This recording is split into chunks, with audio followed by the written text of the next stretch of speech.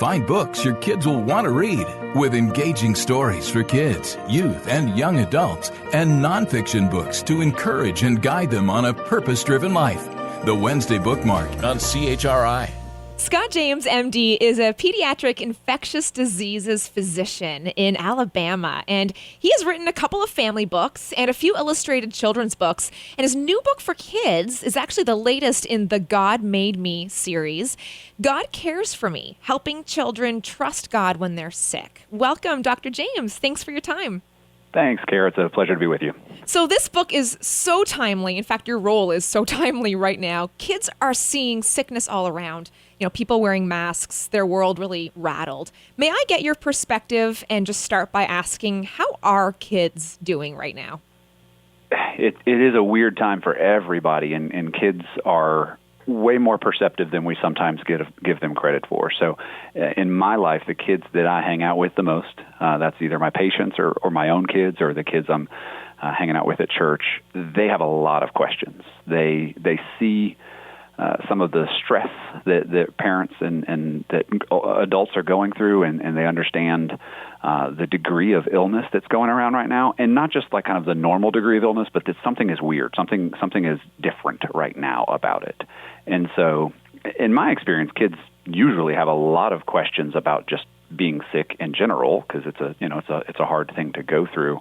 But this past year has been a unique season in which kids have been very, very, very curious about the kinds of sickness we're seeing all around. So it's just been a good time to have conversations with them and to kind of help them understand what's going on, and more importantly, to kind of help reassure some anxieties maybe that are there and point them to God, that even in the midst of everything that's going on, God still has us. He's still faithful. He's still seeing us through this. Yeah. Well, in the book, Lucas wakes up with a sore throat, and his parents show him that God is always caring for him, even when he doesn't feel well, like you just mentioned. How should parents handle the big question of, why do we still get sick, even though God is with us? Yeah, that's a $10 theological question there. Parents can. What I would encourage parents is to let the Bible kind of guide their conversations in this line.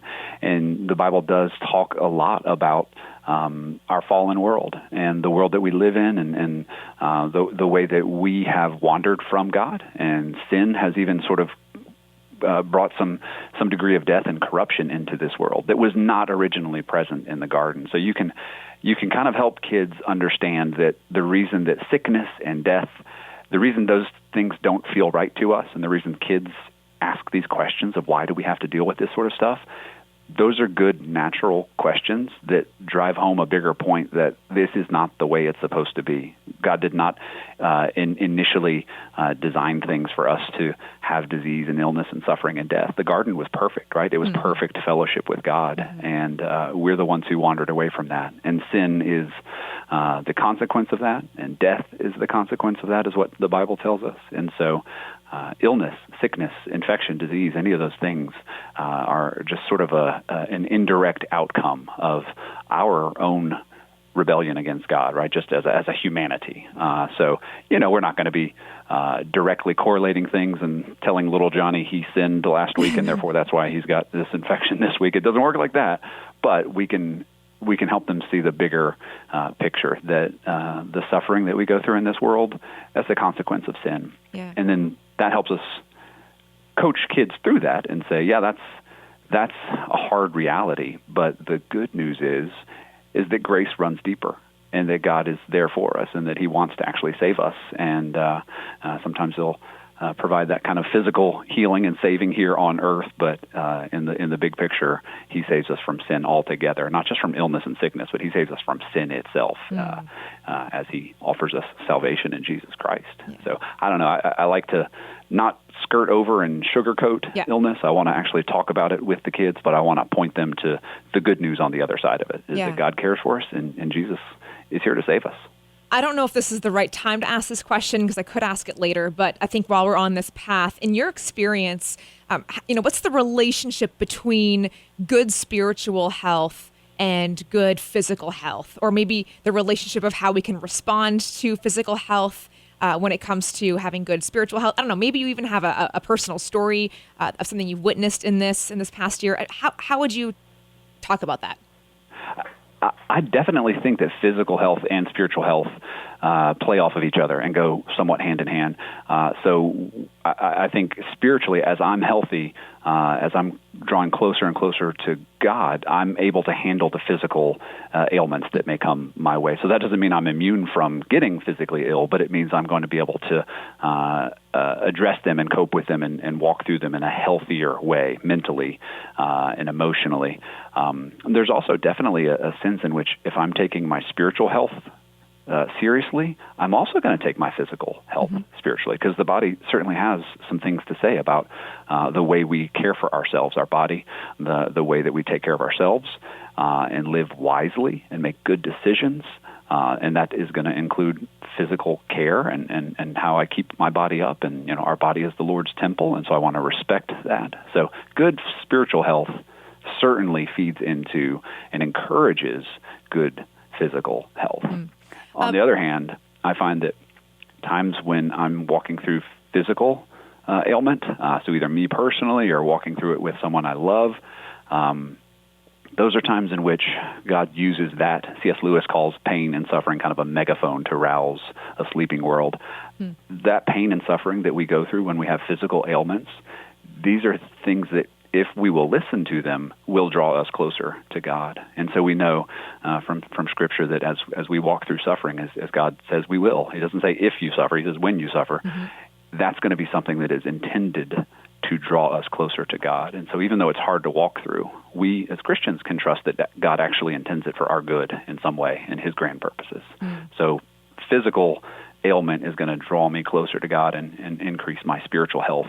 Hopefully, that's the way God intends it. If we're seeking after Him, so the two to me kind of are cyclic, like they sort of go hand in hand and play off of each other and encourage health in both categories. In his doctor visit, and this kind of goes off of that scriptural, spiritual side of things too, Lucas learns how to help keep others from getting sick too. What does he learn about loving his neighbor here? To me, that's a very important part. And one of the reasons I wanted to write the book was not just to comfort kids, but to also show kids that we have an active role to play, that God doesn't just care for us. He calls us to imitate Him by caring for other people. So even while we're walking through sickness, or maybe even when we're healthy, we have the opportunity to care for others, to help keep them safe. And essentially kind of what it boils down to is loving our neighbors. And so we get to, particularly in the middle of a global pandemic, we get to live in a way in which we're making decisions that are impacting our communities in a good and healthy way or in a harmful way. And so I just want to encourage kids and families. I'm not going to prescribe exactly what way that needs to be, because every family and every community needs to kind of think through that on their own and according to their context. But I would just use this opportunity, and the health is on everyone's mind right now, thanks to COVID-19. But I want to use that as an opportunity to help families think about how we are working for the good of our communities, how we as Christians are shining God's light into that community. And part of that means working for the good of that community in all areas. So I'm not just going to be sharing the gospel of Jesus Christ within a community. I'm actually also going to be striving and working for health within that community, a kind of a more holistic health as well. So it's not one or the other; it's a both and. So I want to bless and benefit my community and help it flourish and thrive. And in that setting, I think I'll have even more opportunities to tell them of the good news of Jesus Christ as well. As we wrap up, Scott, would you please offer some hope to parents during this time, this challenging time that we're in, where there's a lot of fear and parents are trying to navigate this world with their kids? Maybe for parents who one day will have a child with some kind of sickness that they'll have to walk through with them, and even parents who may be experiencing a dark valley right now in their family. When parents are walking through dark valleys with their kids, that's a really tough time. As a parent, I know that. As a physician, I help families walk through those valleys, and those are very trying times. And so the hope that I would encourage families to fix their eyes upon is Jesus Christ Himself. So without sugarcoating the illness that we're going through, without denying the reality of how difficult pain and suffering can be in the life of a kid in particular, it's just heartbreaking to watch a kid suffer. It's hard. I don't like suffering myself, but I hate watching my kids suffer. The thing that gets me through that is that I trust that God has a greater purpose in mind. And that can be lip service. Sometimes we can kind of just say that and not practically mean it, or not practically live as if we mean it. And so I personally want to encourage my kids and speak to my own heart as well to honestly trust that God is sovereign, that God is in control, even over all things, including illness, and that it's not necessarily that he's sending that down as a punishment or something like that, but that he does have some purpose behind it, some intention behind it. And you can, go back all through the Bible and see stories of people going through all kinds of difficult things, and yet God walking alongside them the entire way, right? We got Psalm 23 where you're in the valley of the shadow of death, and yet your shepherd is with you, guiding you and leading you to green pastures. He's not abandoned you to that dark valley. He's walking with you, and he's got a purpose in mind. I want to continue to hold that hope up of God, his control, and Jesus Christ and his salvation, and the Holy Spirit and its comforting presence in our lives through every situation we walk through. Wow.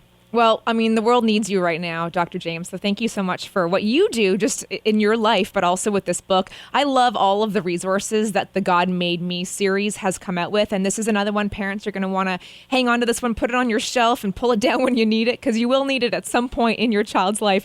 It's called God Cares for Me, Helping Children Trust God When They're Sick, by Dr. Scott James. Thank you so much, Scott. Thanks so much. A pleasure to be with you. To hear this interview again, or to discover more great books your kids will want to read, visit bookmark.chri.ca. The Wednesday Bookmark